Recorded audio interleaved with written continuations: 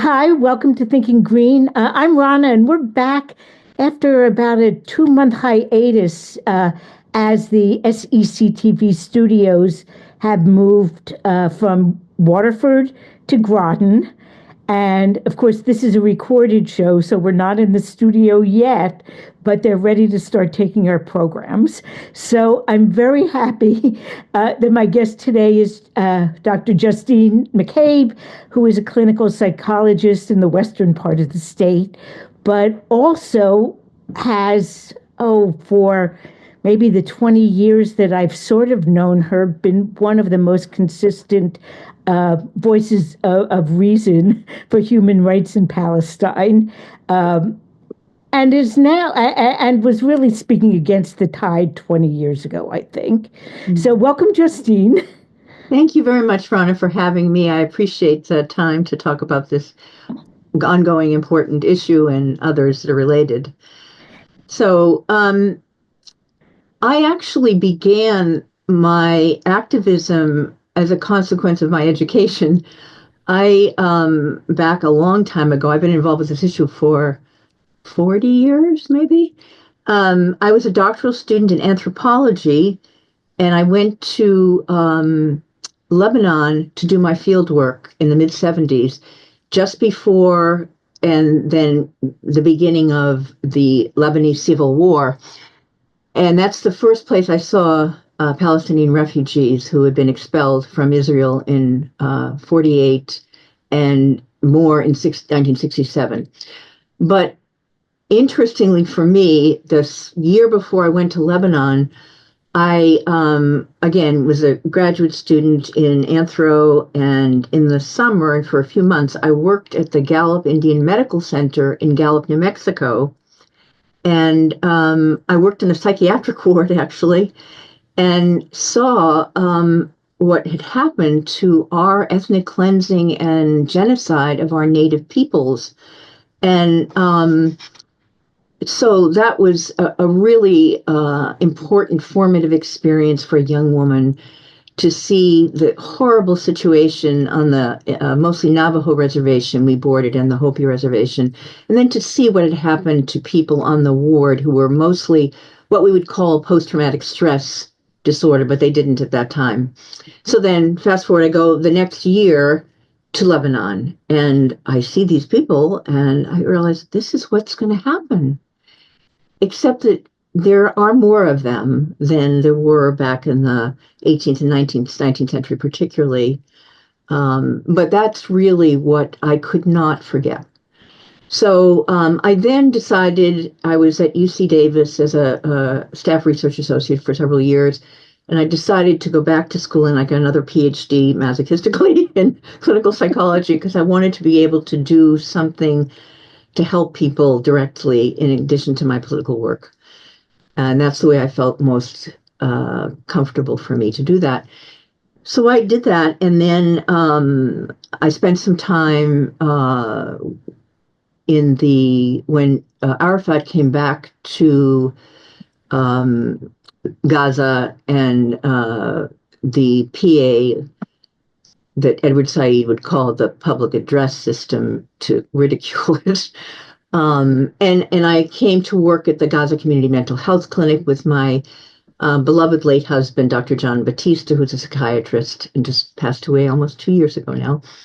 So John and I both went to the Gaza Community Mental Health Clinic, and this is my first time in Palestine, and we volunteered for, about 3 weeks. We met wonderful Dr. Ayad Sarraj, who has passed away, and he had started the Gaza Community Mental Health Clinic, which was an amazing place of empowerment for women in the community and to treat the torture victims of Israeli prison.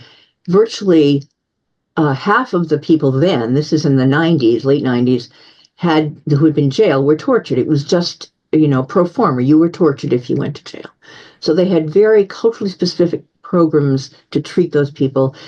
I won't get into that, but the clinic was, bombed in all the subsequent conflict between Gaza and Israel.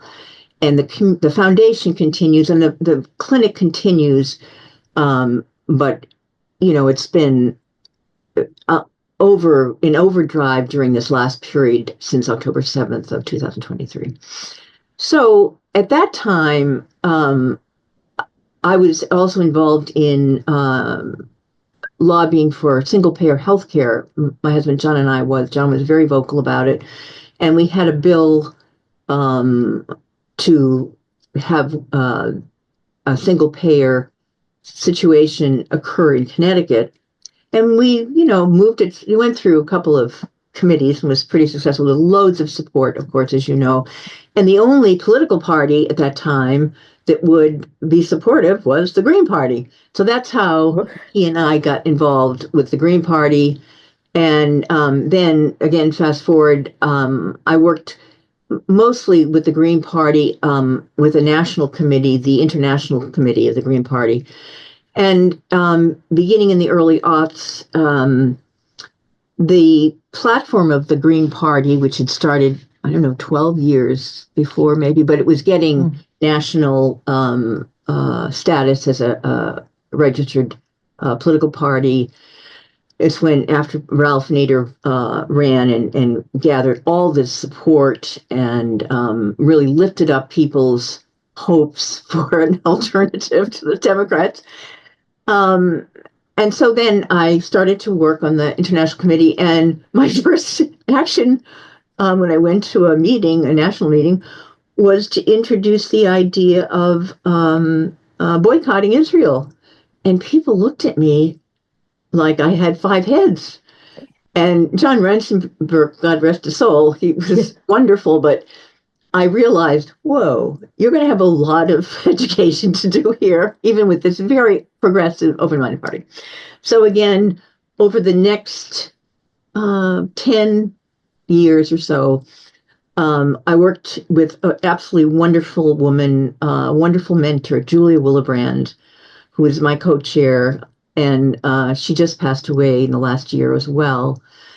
But she was a fantastic political analyst and very, very clever, strategic person in politics. So she and I would go to international Green meetings to present our point of view. The Green Party, is definitely an anti-war party, because the other Green parties weren't really the party of the major warmongers in the world. They just kind of, they poo-pooed it some. So anyway, with Palestine, over time, we took every significant issue and brought it from the state party in Connecticut to the national party. And there were lots of supporters here and there, but there were also Zionists who, were opposed to our actions. So we started with the right of return, which is the core issue in making peace between Israel and Palestine. And we proposed that, and we ended up endorsing a rally in 2001 in New York, where Edward Said spoke, actually, the wonderful Palestinian professor at Columbia, who's passed away long ago now. And we endorsed the rally, we endorsed the right of return, so that we went through organically, trying to educate people about what this meant, what the conflict was. It wasn't a religious war, really. It had nothing. It had to do with land and settler colonialism. So at national meetings, we would do some kind of a teach-in on another aspect of the conflict. So then we did it on BDS, and the party endorsed that in 2005, I think, after the Palestinian Civil Society put forward this nonviolent resistance to apartheid and settler colonialism and occupation, illegal military occupation. So eventually we came to look at the solutions that would be viable and take into account international law and the rights of the people involved. And so after lots of discussion and pushback and so forth from various people in the national parties. We passed a support for one democratic state, which would also echo the goals of the BDS movement, which the Palestinians themselves had put forward. They didn't specify one democratic state, but all of the requirements of meeting the boycott, divestment, and sanctions movement were going towards that, would be the decolonization of these lands that Israel had occupied, and support for people sharing the land, which is what the Palestinians originally wanted before it was partitioned back in by the UN, and which even the PLO, before they really took up armed struggle more for time, proposed that they live in a democratic society where there's equal rights for everyone, Jews, Christians, and Muslims. And so the Green Party remains, as far as I know, the only party that has supported the human rights of all the people in Palestine. And so now we come to the results of all of these years of 48 and the expulsion of the majority native population, the Christians and Muslims from Palestine, by the Zionists in 47 to 49, actually, even before the state was founded.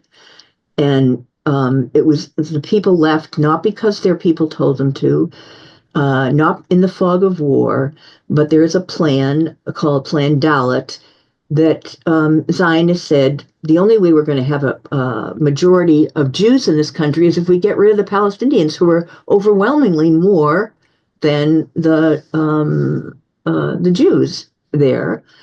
And so that's when they began to kick people out, and massacres just took the major cities along the coast, particularly, and the cities where Palestinians were in large populations. It was horrible. And Israel, for up until even this October 7th thing and the coverage that has expanded some of the look at this situation, would say they fled. It was war, and that's the best that they would do. And so, in the meantime, wonderful Israeli Jewish historians appeared in the 80s, and one in particular, a very courageous man, Ilan Pappé, and I highly recommend this book to people if you want a very readable, no footnotes. He has tons of books that are footnoted. He's a wonderful historian who's paid a great price by people rejecting him in his country. He's now at the University of Exeter in London, at Exeter, sorry. Where he teaches and has an institute for the study of Palestine and so forth. So this is a great book. It's just come out, and it's a very nice introduction to look at the history, actually, what happened. So I recommend that to everybody.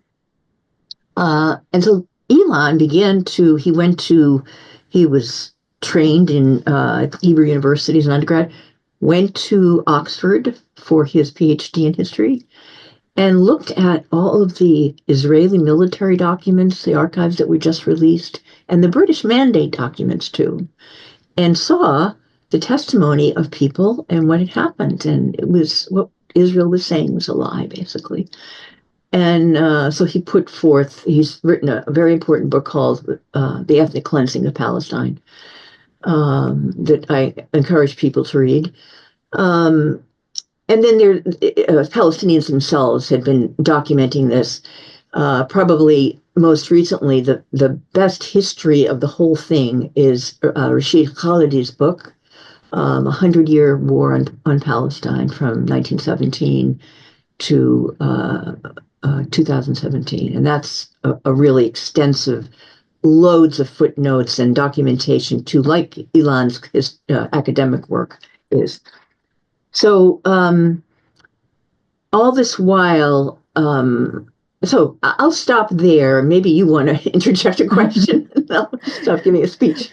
Well, it is my perspective has been a little different. I lived in Israel from 1969 to 1974.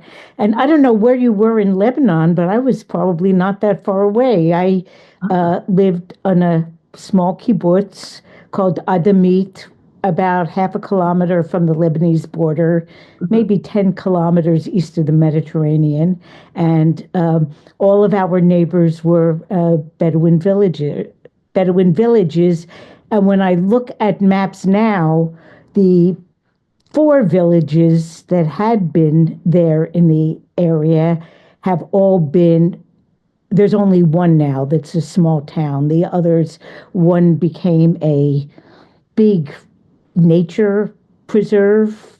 But yeah, so even since the 70s, there's been more land grab than there was previously. And so it's, for me, it's just a funny perspective to look at it. But the period of time that I was in Israel was kind of not what people would imagine now. The West Bank was occupied. I never did get to Gaza, but the West Bank was occupied. Golan was occupied, but there weren't any fences, there weren't any checkpoints. And although there wasn't equality, you could almost see that there could have been a path of just like one democratic state, because you could just take the bus anywhere. You could take, Really? and it was after that, in the later 70s, that the real, the checkpoints, and it became, the apartheid became very, very obvious and, you know, pervasive. Whereas Oh, I didn't before, realize that. I mean, that's a good thing for us to really emphasize to our audience that, um, as you saw, apartheid was there from the beginning. right, There were a minority of Palestinian natives who somehow managed to stay after the expulsions. And they were put under martial law till 1966 and never, they were always second class citizens. actually, yeah, the other Arab Yeah. countries surrounding never really gave the Palestinians any respect either. No, I mean, they say they If, give, you know, um, voice to their support, but that's another issue I would like to speak a little bit about. Um, the U.S. role in this, which is absolutely yeah, critical. But just to finish about apartheid is basically the legal dominance of one group of people over another. The original UN convention was in response to South Africa's apartheid, and then its wording says that any place where there is one group dominating another by various ways, control of land, votes, anything. Obviously, Palestinian Israelis could vote, but they've never really been in any coalition. And it's gotten, as right, things have moved right wing, it's worse. But the crucial thing that really makes this apartheid very much, there are scores of laws that prevented Palestinians from enlarging they couldn't build on their land. They couldn't extend their houses. And there's land grabs within Israel itself, Judaizing, it's called. Schools are segregated. Um, so in 2018, a law was passed called the Nation State Law, which essentially says Israel is the land of the Jewish people and they only have the right to self-determination. The wording implies that they can all the land, implying from the river to the sea, from the Mediterranean to the River Jordan, is Israel and Jewish Israel. And so there it is. It meets the criteria for the Apartheid Convention perfectly. absolutely, And so Israel doesn't have a constitution, but it has these things called basic laws, and this is a basic law. But there are all kinds of things. Like if you're a Israeli, Palestinian Israeli, and you marry someone from the West Bank, that person can't come and live with you. You have to leave. Um, the Jews own, I think it's 93% of the land. It's called the land of the Jewish people, not just people who are living there, but any Jew anywhere also has a right of return, which means any Jew from Brooklyn or Connecticut can go there Right. and become a citizen immediately, whereas Palestinian natives cannot return. And that's a key issue that I began at the beginning with, that in defiance of international law, in defiance of the condition that the UN required of Israel to join the UN, their first application was denied because that was one of the conditions for admission. And then they applied again in 49, and they said that, oh yes, that they would do this, and then they were lying basically, and have never allowed it because they knew, again, that the only way it could be a Jewish country is to not have any more non-Jews in the country, and so the demographic argument became a big thing, and so forth. Well, when I was there, also they were giving like monetary awards to Jewish families who were having a lot of kids. There was a huge like PR campaign going because the Palestinians, had bigger families, and we were in a horse race there to fill up the population. So that mentality was there, 55 years ago when I was there. Yeah. So, so through all this time, then Israel occupied those countries in 1967. They further displaced 300,000 Palestinians, just expelled them, many into Gaza. So the people in Gaza who have been experienced genocide and at threat of ethnic cleansing from Gaza now, are in many cases, they're 2/3 of them are refugees, and many of them refugees twice, once from Israel proper and once from the West Bank. So, they are amazingly traumatized, and they've also held the matrix of resistance very much. And mostly, if you look at throughout the history, it has been popular in nonviolent resistance. So violent stuff is a small part of how people have resisted, and they resist mostly by staying on their land at the threat of home demolitions constantly, their lives being uh, arrested without charge in administrative detention, children. Um, Part of my work as a psychologist, I've gone several times, including to Gaza, but the last time there was 2004 during the Second Intifada.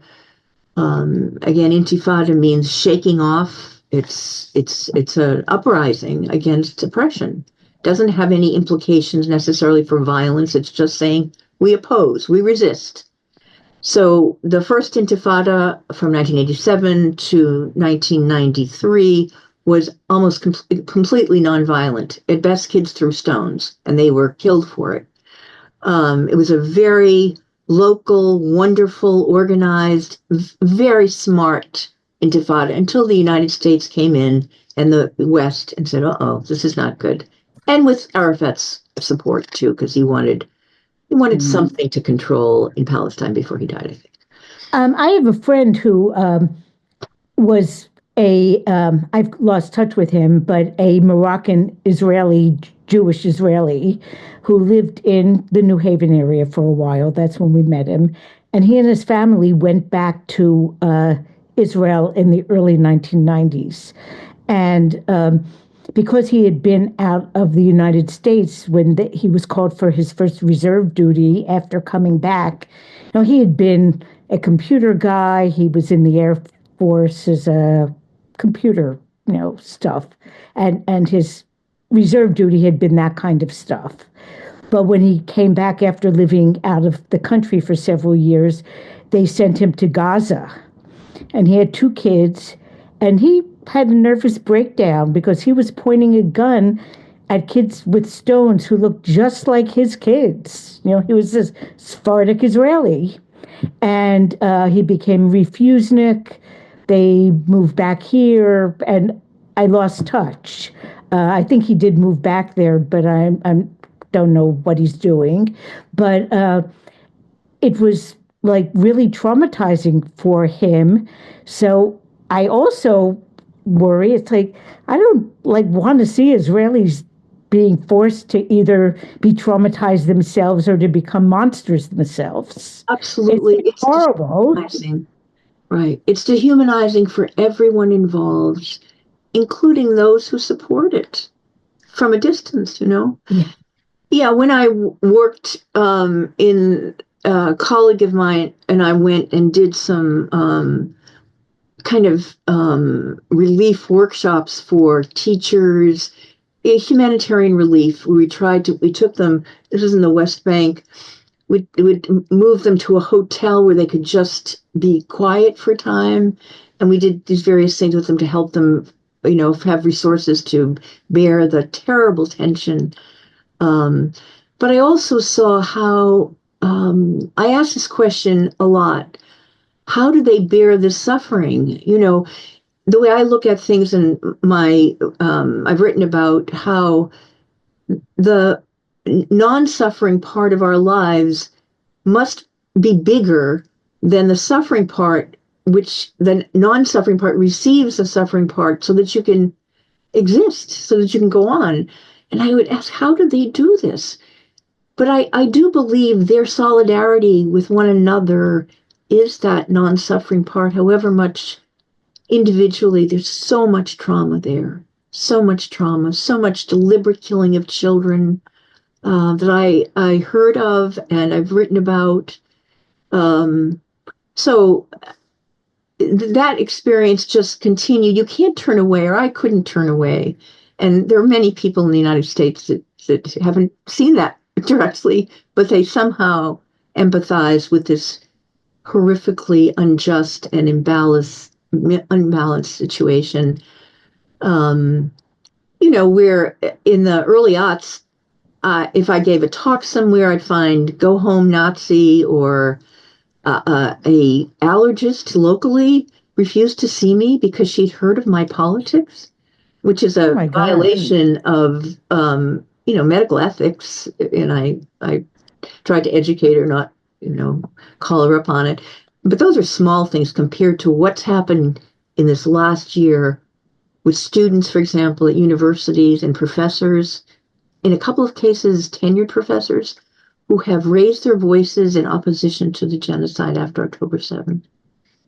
And they are getting really creamed in terms of not getting their diplomas, curtailing things. At Harvard, you cannot wear this in the library. So that is all the incredible effort of who to keep this conflict going. Why does this go? Now, I would like to speak about this, Rana. Yeah, no, I hope because that really impacts us in the U.S., especially since our country is enabling this. Right.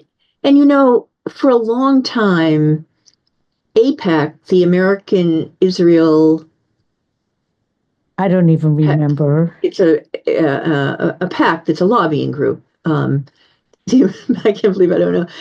American Israel PAC, I guess it is. And it's a very powerful lobby. As we've seen, the PAC can decide who gets into Congress. We saw many Congress people who just said, well, there should be balance in looking at the situation. They would be out. Jamal Bowman recently in New York, really representing his people in the Bronx. I just heard him speak about how he went to the West Bank for the first time and he saw what was happening. He said, this is wrong. And he didn't know anything about it. People like Ta-Nehisi Coates did the same thing, a very progressive guy, and he saw the situation of a million checkpoints and what it was like to just try to move around there. And he was, Jamal and Ta-Nehisi were Black people Americans, but they were suspect. So AIPAC has done a number of putting up another alternative when someone runs, someone very regressive, even, Democrats. So both parties, Republicans and Democrats, have been kowtowing to AIPAC. So people think it's really AIPAC. If we get rid of AIPAC, then we could have a proper airing of this discussion, stop the silence on what's going on, etc. But there are other people among us, including myself, and people like Professor Joseph Massad, who is a Palestinian American professor at Columbia, who experienced the worst attacks by AIPAC to try to prevent his from becoming tenured there, which he is. He teaches modern Arab studies, and he's a wonderful public intellectual. And when you read his work and others, you see the United States doesn't break international law and keep arming a genocide, as Biden and Harris have done, if there isn't some bigger fish to fry. So AIPAC has been used very effectively as a handmaiden, as a corporate media has, to promote American American imperial interests that began after the Second World War, with basically the idea that no third world country, no Arab country in particular, for land, oil particularly was the natural gas in the case of offshore. So no country in the so-called third world then would have the ownership to its resources. And so the United States did everything, and it continues through Israel, to protect its hegemony in various regions, the Arab region particularly. And they did that by overthrowing governments, Iran, Mossadegh, overthrowing Guatemala, in Chile. All of these are nowhere where there has been a popular revolution for democracy, for liberation, has the United States footprint, active or passive, behind the scenes support, has been the main agent in bringing about the destruction of those liberation movements. So similarly, the United States just sent billions of dollars to Israel in the midst of this. When that terrible hurricane was happening in the southern United States, FEMA needed $9 billion to actually help people. The same amount was being sent for armaments to Israel.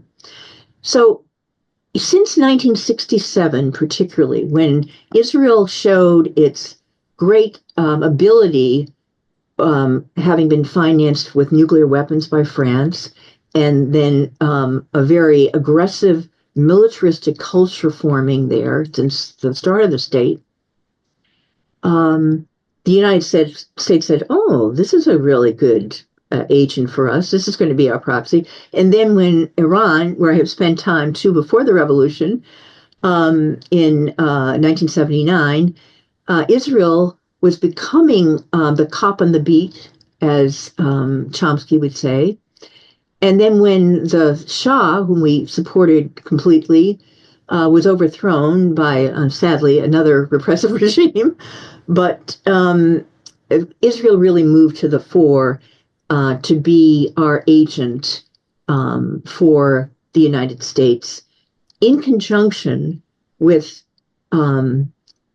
really threatening every Arab state with that wasn't wealthy, like Egypt or Jordan, supplying them weapons, maintaining repressive governments like al-Sisi after the revolution that didn't happen, the Arab Spring, Syria in different ways, and certainly Saudi Arabia. So if Americans really want to start to dismantle this military-industrial complex and have liberation for Palestinians and Israelis, we really have to look at what our country is doing, which is why I'm part of this coalition to stop arming Israel, who spreads armaments to all the bad guys in the world itself. Um, was a very strong supporter of apartheid South Africa, makes all this tech stuff that supports oppressive regimes itself, as well as getting money and arms from the U.S. While we, have no national health care system, our education, our schools in various places are horrible. All of that. That Americans need this money, and we need to turn swords into plowshares. Right. Although, unfortunately, I see in Connecticut, maybe in other states as well, uh, the economy is becoming more and more dependent on military manufacturing, and I don't really know quite what to make of it. I mean, New London did whaling for a long time, but nothing lasts forever. At a certain point, either the demand dries up, or or the minerals you need to do it dry up. Like there's always going to be change, and it seems as though we don't even want to think about, I don't know, resilience, and we just want to, get on this military cash cow, uh, and who cares about what the products we manufacture are, doing. And the submarines that are manufactured at EB, I believe that one of them was sent to Yemen to, to harass Yemen for not allowing armament ships through. Right. Well, this, I've been working with the Middle East Crisis Committee for several years, and when we saw the horror in after October 7th, the Hamas attack, and I personally want to say that Palestinians have the right to resist and resist violently, but I oppose, and all of us, I think, that are parts of these coalitions, oppose the murdering of civilians, even with this argument that they all go to the army. That's just not right. Mm-hmm. I oppose that part of what Hamas did on October 7th, and it really sadly also stirred up popular uprising and sympathy for Palestinians because of the horrific response of Israel to that. It was violations of every international. It was a violation of proportionality, etc. And we have a war criminal, Netanyahu, who's presiding over this, whom we greet instead of arresting. We bring into our Congress, and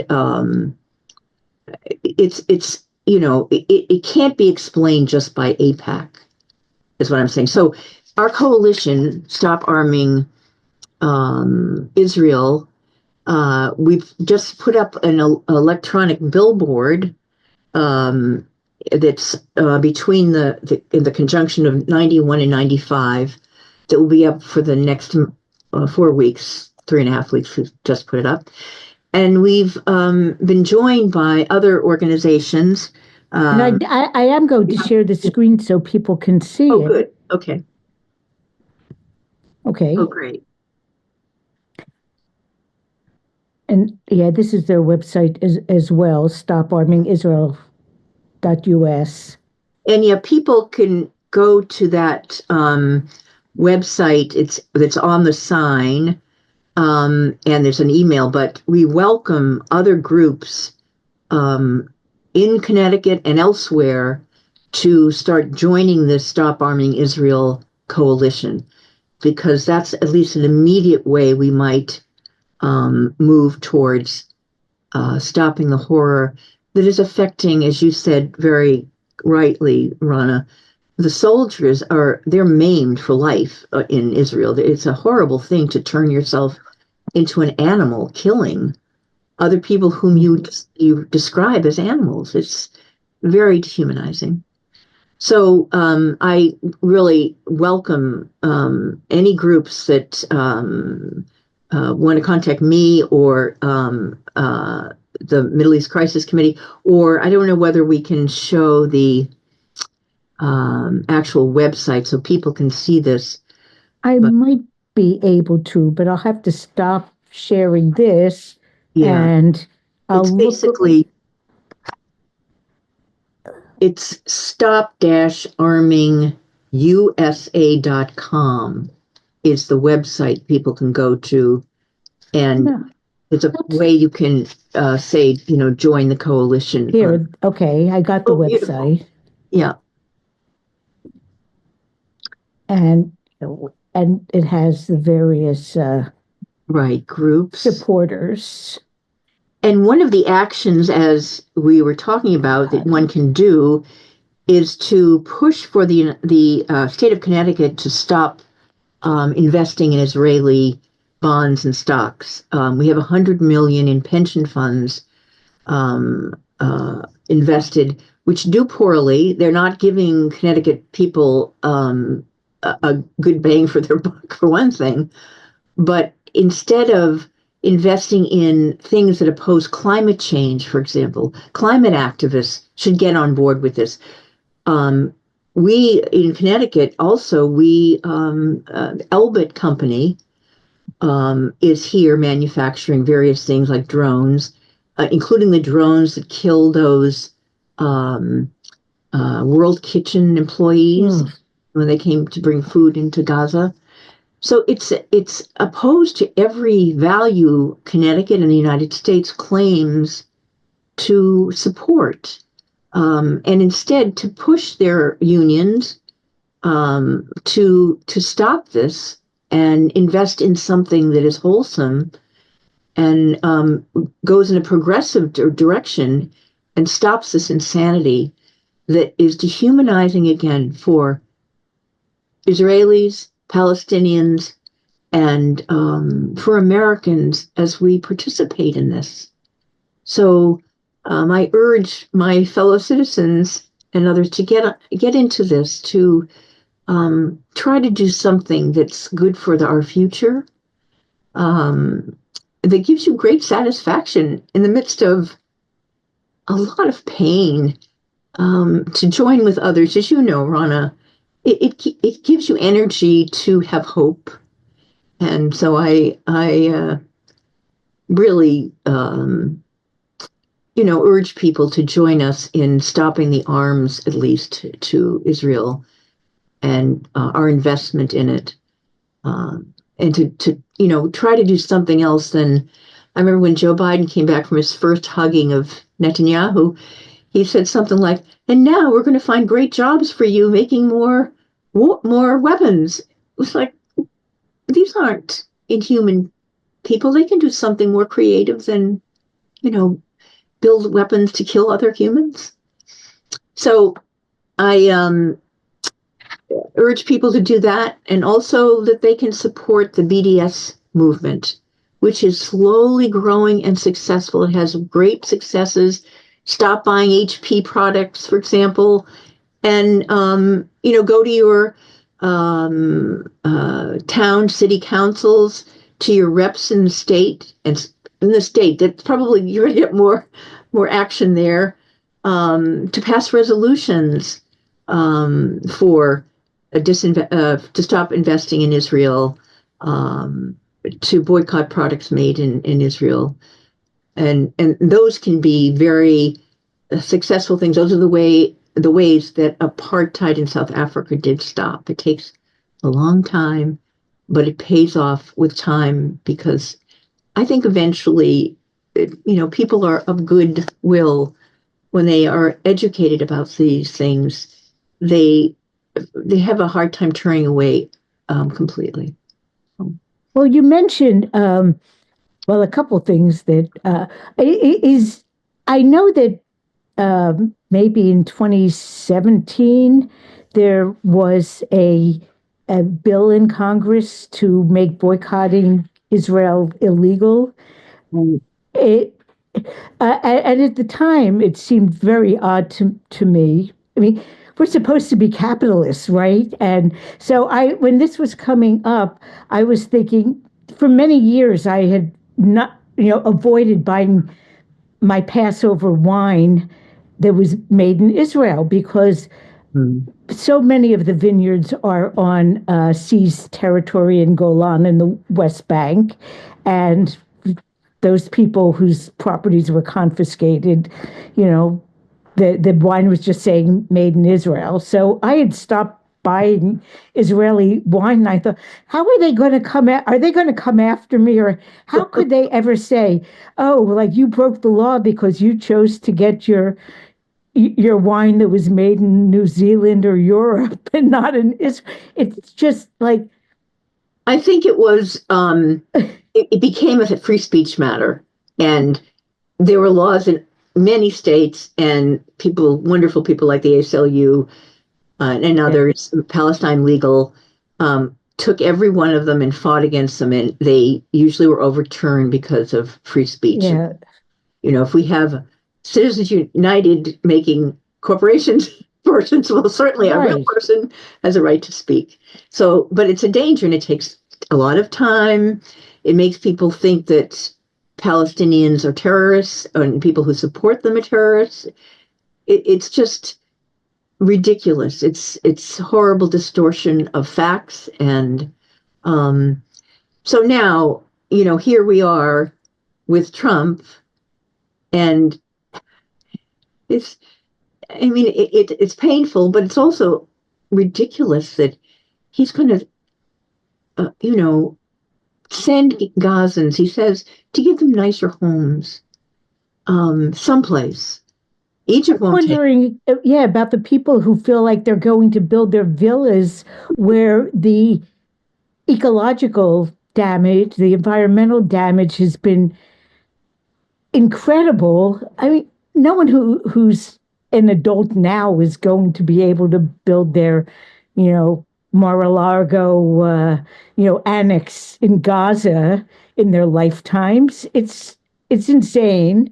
Well, Uh, moreover, I think, like I saw with the Navajo in, on their reservation, Palestinians are in, just so intimately tied to the land, even with the rubble and many of their fellows dead under the rubble. You know, the estimates are way, way more than what has been reported. People like the Lancet medical journals say there's probably 40% undercounted, even by Hamas, which took care of each person that they found. They would then identify. Their statistics were amazing given what was going on. So they are very attached to this land.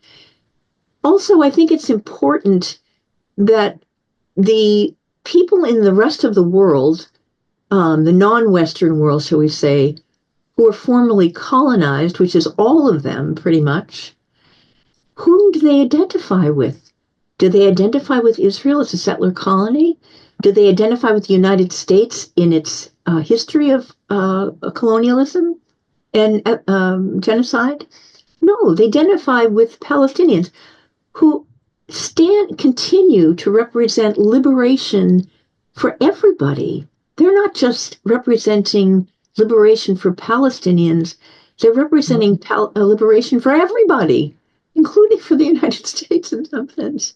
Yeah, I So, feel as though we could use some liberation. In the case of Palestine, too, South Africa has come up because of the history of apartheid, but it seems like if we look at, a case study in a place that ended apartheid in the not so distant past, I mean, there's a better model there to look to than what we're seeing from our U.S. leadership, for sure. absolutely. I mean, there's another book that I would really recommend people that is very moving for Jewish Americans, particularly, and those who feel they can't speak against what Israel's doing because of their experience of oppression, which is very real, certainly the Holocaust, but their identification as eternal victims is not in, I mean, you know this as a Yeah. Jew. Yeah. I Yes, probably lost cousins in the Holocaust that I never met. My grandparents, yeah. left siblings behind. Well, and also that, my favorite book I have, um, just a sec.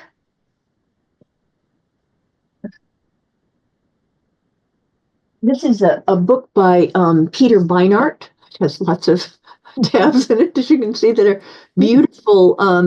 It's called Being Jewish After Destruction in Gaza, A Reckoning. It's just come out. It's very moving. Peter is a very devout religious Jew, and he's really trying to remove Israel from being Jewish and the collation of being Jewish and being supportive of Israel. And if you're anti-Zionist, that means you're not Jewish. It's absurd, but he does it in a very devout way. Lots of information for me as a Irish American who was raised Christian. Right. Um, that I didn't know of, that is very moving. Like any fundamentalist version of a religion, he shows you could interpret the Talmud and the Bible, the Old Testament, in a progressive way or in a regressive way. And so he does that, and he gives all the cases of ethnic conflicts that have resolved, not perfectly. South Africa's far from perfect. Ireland, Northern Ireland is still, going, the conflict in Yugoslavia and so forth. But there are people of goodwill who want to see a shared land. From my point of view, it's the only way. What that configuration will be, I don't know. But the only guarantee for Jewish Israelis is the guarantee of security and safety for Palestinians too. That's the only guarantee. Absolutely. It's the most dangerous place for a Jew to live for a long time, really. Yeah. So I, urge people to begin to speak to others. Anybody in their midst, you can bring up. It's a tough time, but to bring up Palestine and how you don't want your tax dollars going to bombs. You want, this country, which is very imperfect, but there is a rule of law until now, at least. And when we look at, I don't know if this will come up, this is a great, Jewish Voice for Peace is a wonderful organization that has really done terrific work in bringing this issue to the fore and calling for, equality. That's the main thing. Equality for Jews and Palestinians across the board between the river and the sea. So you see, the top thing is Palestine from before 48. I don't know if you can see this. And this is what it looks like now, this hodgepodge of little islands of Palestine. And then this is the United States. This is before colonization. And, this is the way it ended up with, tiny things. With that said, I am so grateful for Biden just giving clemency to Peltier today. He came out of jail for a crime he did not commit, and he's been tortured in jail for 50 years. But thank God thank the Great Spirit, whatever. Sometimes there's a little kernel of good Absolutely. news. And before we sign off, there is an event coming up at UConn. Norm Finkelstein is Oh, going right. to be speaking, and I just want to, share the information about that event. Oh, that's the wrong one. Or is it the right one? It's right. Yeah, that's correct. Okay, yeah, something funny is happening on my screen. But there is an event a week from tomorrow at UConn, and Norman Finkelstein has been saying a lot of this for a long time. He's the child of Holocaust survivors, and he has paid dearly lost tenure because of his support for Palestinian human rights. He's really an amazing guy that has stood up for international law and human rights. He's a wonderful historian. He's taken all of the sacred cows of Israel to task, and I hope people will see it. Before we end, I actually would like to. I find that poets, Israeli and Palestinian poets, often present, the the best way of saying what should happen, what is, and that is that Jewish, Christian, and Muslims of the land of Israel Palestine are all intimately connected to the same land they call home, and they have to share it. So this is by a now deceased, wonderful classicist, actually, Israeli poet Aaron Shabtai, who wrote, "For we belong to a single body, Arabs and Jews, Tel Aviv and Tulkarm, Haifa and Ramallah. What are they if not a single pair of shoulders, twin breasts?" And I think that's, the elemental physical part of the land that they both could share. They just peek in. It'll be a long road. Yeah, and not an easy one, but the alternative is kind of unthinkable. Well, thank you for this, Justine. It's been ages. So our next show, Omar Antar from the Connecticut Palestine Alliance is going to be the guest. He's been on a couple times before. Again, thank you, Justine, and we'll see you all next week.